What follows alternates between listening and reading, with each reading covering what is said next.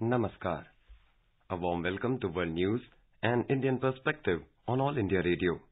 This is Abneet Shukla and with me is Prashant Kumar Sinha bringing glimpses of the major developments of the day from across the globe. Over the next half an hour, we shall bring you the latest from the world of politics, economy, sports, entertainment and more. The headlines. India-Vietnam Comprehensive Strategic Partnership can contribute to promote regional stability, prosperity and development, asserts Prime Minister Narendra Modi. External Affairs Minister Dr. S. Jaishankar holds bilateral talks with Georgian counterpart David Zal-Kalyani. Haiti requests the United Nations and the United States for troops to protect country's key infrastructure. UN Chief Antonio Guterres welcomes Security Council decision to extend UN cross-border aid operation in northwest Syria. 15 European Union countries recognize India's Covishield vaccine for travellers. In tennis, top seed Ashley Barty clinches maiden Wimbledon title. In women's cricket, India to take on hosts England in the second T20 match at Hove on Sunday. In football, Argentina and Brazil will face off for the Copa America title in a few hours from now.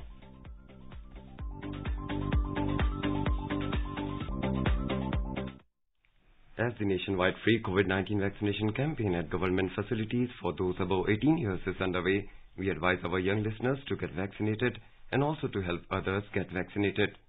We also advise our listeners not to lower their guard as COVID-19 remains a threat to our health. Please stay at home unless it is essential to go out and continue to follow these three simple steps. Wear a face mask, maintain 2 gaz ki doori for social distancing, focus on hand and face hygiene. For any COVID-related information and guidance, contact national helpline numbers 011-2397-8046 and 1075. And now the news in detail. Prime Minister of India, Mr. Narendra Modi, has expressed confidence that the India-Vietnam Comprehensive Strategic Partnership will continue to become stronger under the able guidance of Prime Minister Pham Minh Chinh. Mr. Modi held a phone call with his Vietnamese counterpart Pham Minh Chinh on Saturday and congratulated him on his appointment as the Prime Minister of Vietnam. Prime Minister Modi welcomed the fact that both countries share a similar vision of an open, inclusive, peaceful and rules-based Indian Ocean region. He said, India-Vietnam Comprehensive Strategic Partnership can contribute to promote regional stability, prosperity and development. The Prime Minister also noted that both India and Vietnam were presently fellow members of the UN Security Council. The Prime Minister thanked Prime Minister Chin for the valuable support provided by the government and people of Vietnam during the second wave of the COVID-19 pandemic in India. The leaders agreed that both countries should continue consultations and cooperation to support each other's continuing efforts against the pandemic. Both Prime Ministers also reviewed the state of bilateral relations and shared their views on different areas of cooperation. Noting that the year 2022 marked the 50th anniversary of the establishment of diplomatic relations between the two countries, they agreed to celebrate this auspicious milestone in a befitting manner through various commemorative activities. Prime Minister Modi also invited Prime Minister Chin to undertake an official visit to India at an early suitable date. External Affairs Minister of India Dr. S. Jaishankar on Saturday held talks with Vice Prime Minister and Foreign Minister of Georgia, David Zal-Kalyani. In a joint statement after the talks, Dr. Jaishankar said the discussions covered trade and economic cooperation, tourism, connectivity, education and culture. He expressed satisfaction that there has been significant Indian investment in Georgia. We have very comprehensively discussed bilateral cooperation. I think there is a lot that we can be satisfied about. There's been significant Indian investment here. There are 8,000 students who study in Georgia, Indian students. There are more than 50,000 Indian tourists who come here. I was very impressed to see actually that some of our movies, well-known movies, have been shot in Georgia. But we agreed that for all the progress that we have made, the potential to do more is very much there.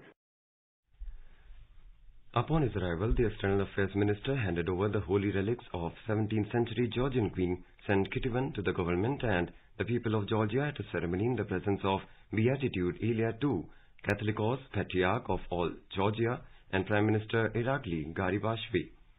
St. Queen Kitivan was a 17th century Georgian queen. Her relics were found in 2005 at the St. Augustine Convent in Goa on the basis of medieval Portuguese records. In view of our very close friendship and understanding the importance of faith, Prime Minister Modi decided to gift one part of the holy relic to the Georgian people. And it was my honor, my privilege to personally carry it.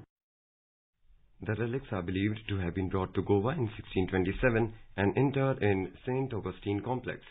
At the instance of the Archaeological Survey of India, the CSIR Center for Cellular and Molecular Biology in Hyderabad carried out DNA analysis that confirmed its authenticity.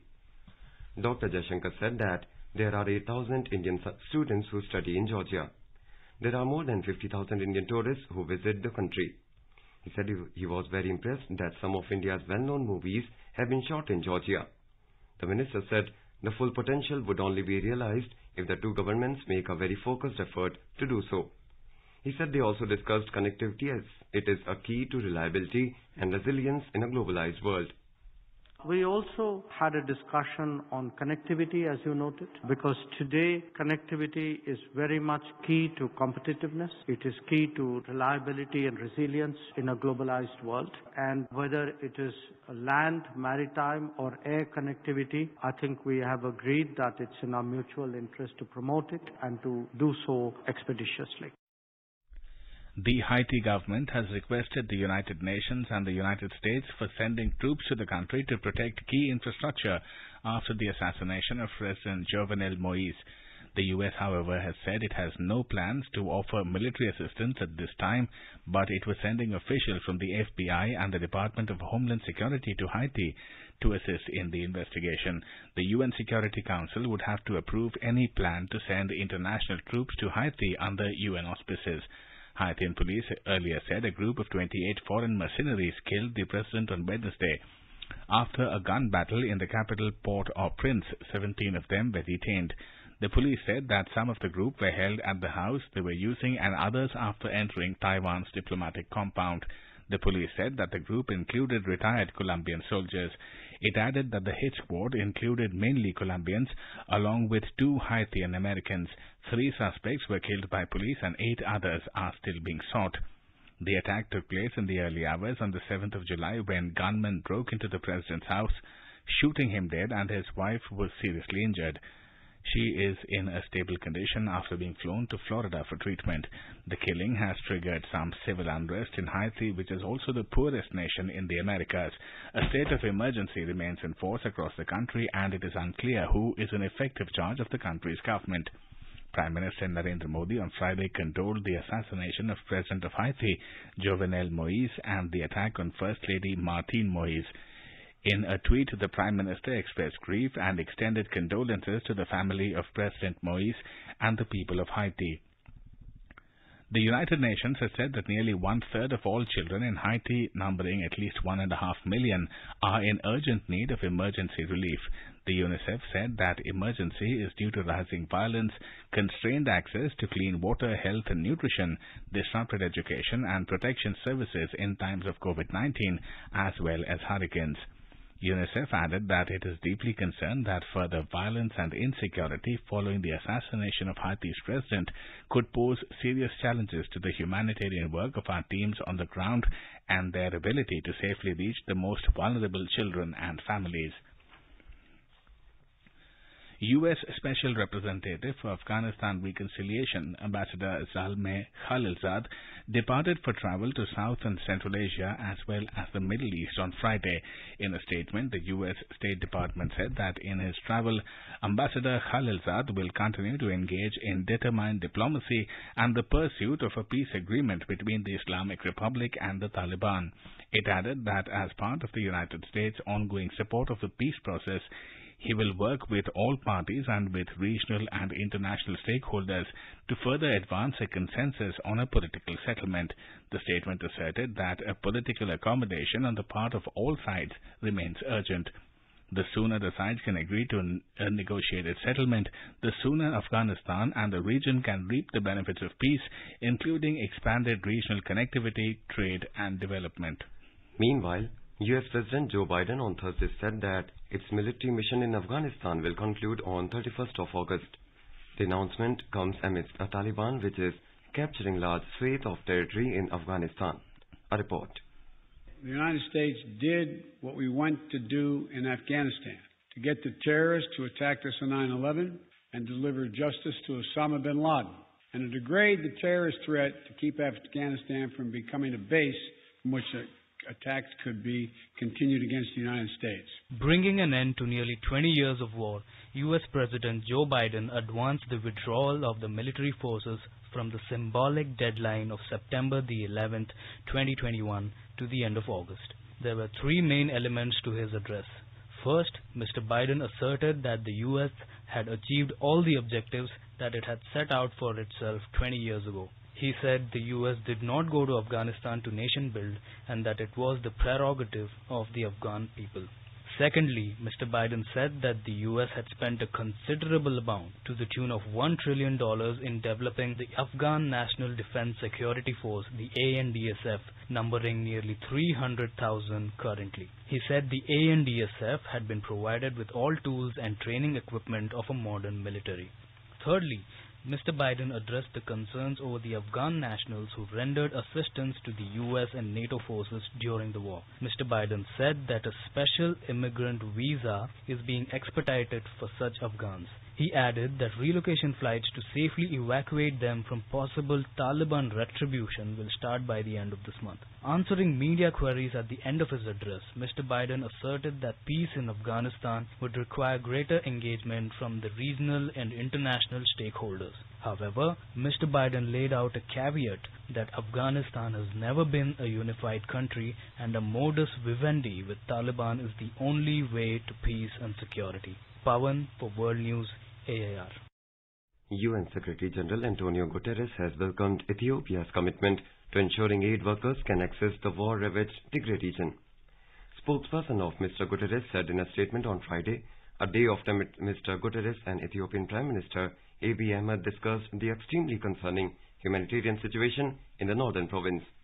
The statement said that 8 months of brutal fighting between federal forces and regional troops have displaced nearly 2 million people, while 400,000 are in famine, with another 1.8 million not far behind. The UN chief also welcomed a decision on Friday by the Security Council to extend the UN cross-border aid operation in northwestern Syria for another 12 months. In a statement, the UN said that this provides a lifeline for more than 3.4 million people in need, including some 1 million children. The compromise resolution, after weeks of delay, emerged from discussions on Friday morning and was unanimously adopted. It calls for a substantive UN report to be provided on aid access across the Syria-Turkish border at Bab al-Hawa after 6 months, with a focus on transparency in operations and progress on cross-line access in meeting humanitarian needs.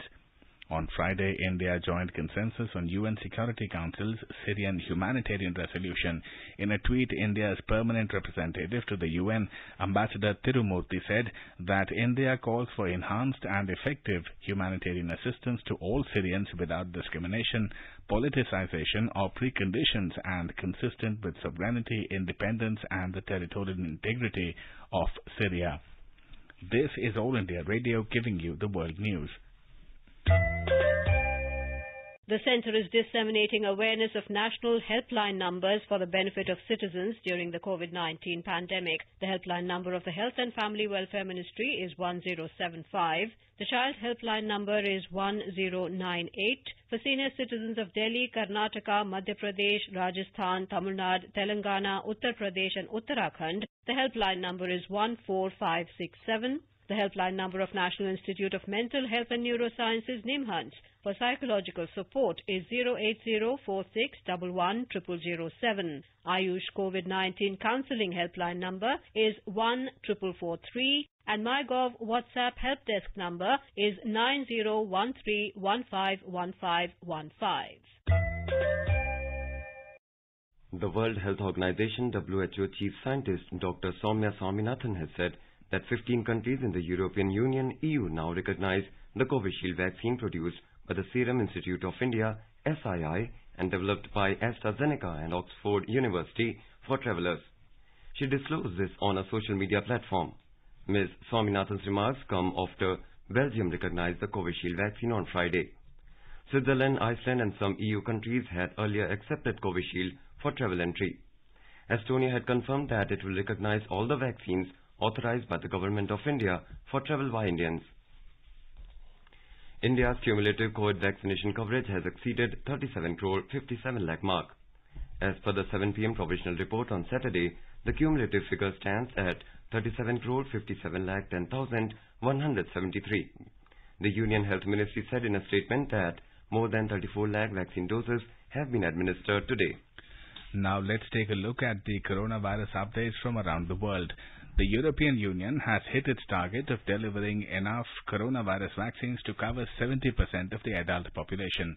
EU Commission President Ursula von der Leyen announced on Saturday the EU Joint Vaccine Purchasing Scheme run by the European Commission has delivered 330 million BioNTech Pfizer shots, 100 million AstraZeneca, 50 million Moderna and 20 million Johnson & Johnson shots. All but the J&J jab require 2 doses to achieve full efficacy, and the EU is home to an estimated 366 million adults. Meanwhile, UNHCR, the UN Refugee Agency, called on states to expedite the rollout of vaccination campaigns and to remove barriers that limit access to vaccines for the world's 82.4 million forcibly displaced people. UNHCR in a statement said that it is monitoring the inclusion of refugees and asylum seekers in COVID-19 vaccination plans and rollout in 162 countries. Of the 126 countries with a refugee population of more than 500 people, UNHCR has confirmed that 123 have either explicitly included refugees in their vaccination plans or provided assurances that they will do so.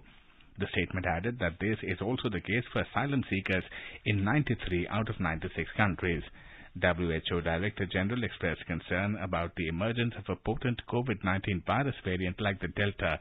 In a tweet, Dr. Tedros said that unless we increase vaccine access to those who need them first and need them now, we collectively are at high risk of losing the gains we have made. He added that speed is very important. The UK has announced that more than 18 million vaccines have been administered across the UK through the largest and most successful vaccination program in NHS history. In a statement, the UK government announced that every adult in England has been offered at least 1 dose. It added that Prime Minister Boris Johnson announced this week that the vaccination program is accelerating further, with all adults able to reduce their vaccine dose interval from 12 to 8 weeks. The 21st session of India-Italy Joint Commission for Economic Cooperation JCEC was held on Friday virtually. Commerce and Industry Minister Mr. Piyush Goyal and Minister of Foreign Affairs and International Cooperation of Italy Mr. Luigi Di Maio co-chaired the session. Both sides held extensive discussions on bilateral trade and investment and economic cooperation in the areas of food processing, textiles, leather, railways, startups and promotion of SMEs, which play a crucial role in economic growth and employment generation. The bilateral market access issues and non-tariff barriers were also discussed to facilitate trade and investment. The progress on the outcomes of the India-EU Leaders Summit in Porto, Portugal, was also reviewed. The Indian side also raised the issues of mutual recognition of COVID vaccine certificate and opening up of travel restrictions, longer duration of business visas, and portability of social security benefits of Indians working in Italy. The Indian Council for Cultural Relations, ICCR, will set up a Bangabandhu chair at Delhi University. The chair will focus on better understanding of developments in Bangladesh, which is one of India's most important neighbors, as it is positioned at the strategic intersection of India's neighborhood first and Act East policies. The MOU for the establishment of the chair will be signed on Monday, 12th of July, between the Director General of ICCR, Dinesh K. Patnaik, and the Acting Vice-Chancellor of Delhi University, Professor P.C. Joshi, said a press release issued by the ICCR. The MOU will be for a duration of 5 academic years. A group of countries, including the United States of America, comprising the Media Freedom Coalition, expressed their strong concerns about the forced closure of the Apple Daily newspaper and the arrest of its staff by the Hong Kong authorities. In a statement, the U.S. State Department said that the use of the national security law to suppress journalism is a serious a negative step which undermines Hong Kong's high degree of autonomy and the rights and freedoms of people in Hong Kong as provided for in the Hong Kong Basic Law and the Sino-British Joint Declaration. It added that the action against Apple Daily comes against a backdrop of increased media censorship in Hong Kong, including pressure on the independence of the public broadcaster and recent legal action by the Hong Kong authorities against journalists. The country said that they are highly concerned by the possible introduction of new legislation that is intended or could risk being used to eliminate scrutiny and criticism by the media of the government's policies and actions. The joint statement called on Hong Kong and mainland Chinese authorities should fully respect and uphold freedom of press in line with China's international legal obligations. Moving on to sports, in Wimbledon tennis tournament, top-seeded Australian Ashley Barty won her maiden Wimbledon title after defeating 8th seed Karolina Pliskova of the Czech Republic.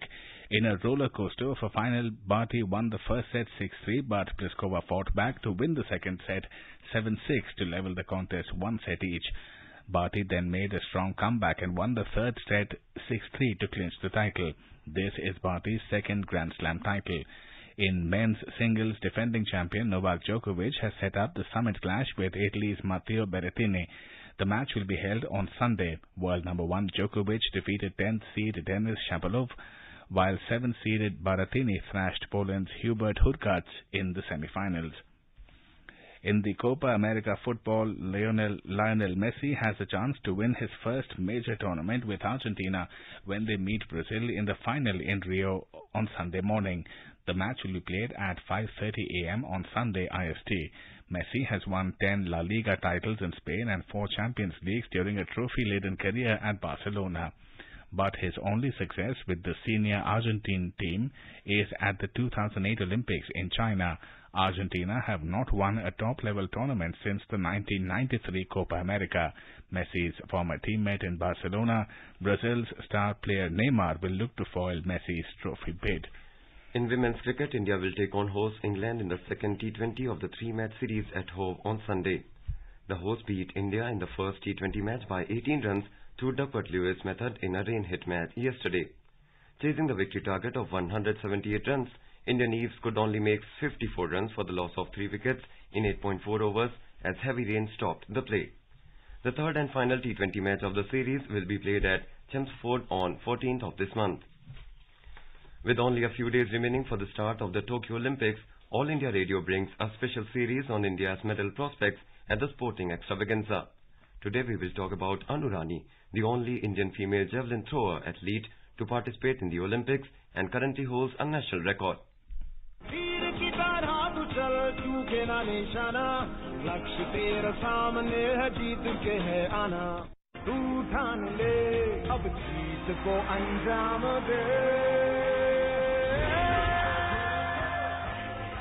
Anu Rani is the only Indian female athlete to represent India at the javelin throw event at the Olympics. Anu made a new record in the 2019 National Championship by throwing 62.34 meters javelin. Anu, who broke her own national record 4 times in the Olympics, said, 64 metre जो qualify था last time Olympics में उसमें medal था तो मैंने काफी hard work किया. In 2014 National Interstate Championship, Anu Rani won the gold medal, also made a 14-year-old national record. With this, she qualified for the Commonwealth Games. In the same year, she won a bronze medal at the Asian Games in Incheon, South Korea, and 2 years later broke her own record by throwing the javelin for the first time at the 2016 National Athletics Championships.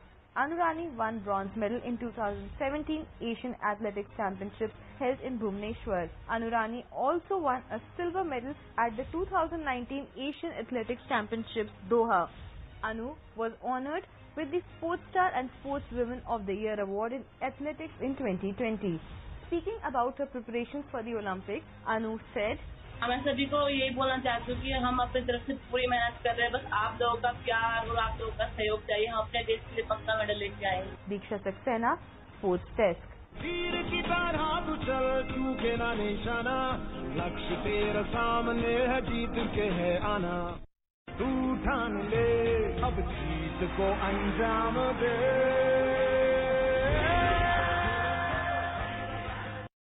National hockey player Neha Goyal also speaks to All India Radio on the journey of India's women's hockey team.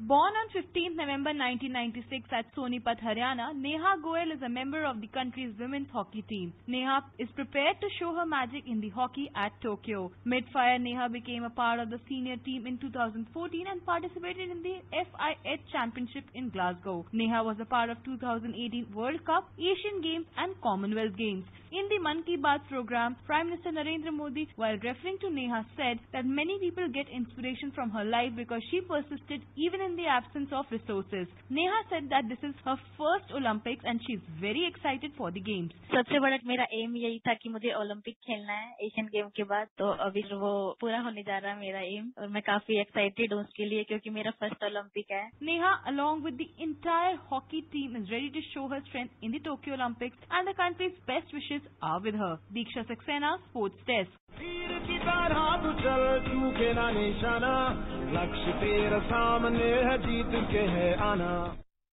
SN Singh of Varanasi, Uttar Pradesh is the winner of Friday's edition of the Olympic quiz of AIR News. Many congratulations to SN Singh from the entire team of All India Radio News. Speaking to AIR News, SN Singh expressed his happiness at winning the Olympic quiz. Akashvani समाचार के माध्यम से हमें देश विदेश का भी समाचार बुलेटिन मिलता रहता है. खास करके समाचार का प्रसारण आकाशवाणी के माध्यम से देश के कोने कोने तक सुनाई देता है. हम यह कह सकते हैं कि आकाशवाणी का हाथ अब बच्चों से बूढ़ों तक के है. All India Radio's Olympic quiz, launched on 1st of this month, has received a tremendous response from across the country. Hundreds of listeners have emailed their responses. To take part in the Olympic quiz, tune in to the Sports Scan program. Now let us take a look at major developments around the world as reported in the foreign press. The Washington Post writes that historian Priscilla Johnson Macmillan, who knew both JFK and Oswald, dies at 92. Wall Street Journal writes that Egypt and Ethiopia clash over Nile River Dam as water scarcity looms. The Globe and the Mail reports that residents of Lytton in British Columbia returned to tour remnants of their hometown after the devastating wildfire. The South China Morning Post writes that Spain's unvaccinated youth are turning in droves to hospitals amid Delta variant surge. And the Himalayan Times reports that an earthquake in Tajikistan killed 5 people. A quick look at the headlines once again. India-Vietnam Comprehensive Strategic Partnership can contribute to promote regional stability, prosperity and development, asserts Prime Minister Narendra Modi. External Affairs Minister Dr. S. Jaishankar holds bilateral talks with Georgian counterpart David Zalkalyani. Haiti requests the United Nations and the United States for troops to protect country's key infrastructure. UN Chief Antonio Guterres welcomes Security Council decision to extend UN cross-border aid operation in northwest Syria. 15 European Union countries recognize India's Covishield vaccine for travellers. In tennis, top seed Ashley Barty clinches maiden Wimbledon title. In women's cricket, India to take on host England in the second T20 match at Hove on Sunday. In football, Argentina and Brazil will face off for the Copa America title in a few hours from now. India is celebrating the 151st birth anniversary of Mahatma Gandhi. Before we end, let us listen to his favorite bhajan Vaishnav Jan by artists from Georgia.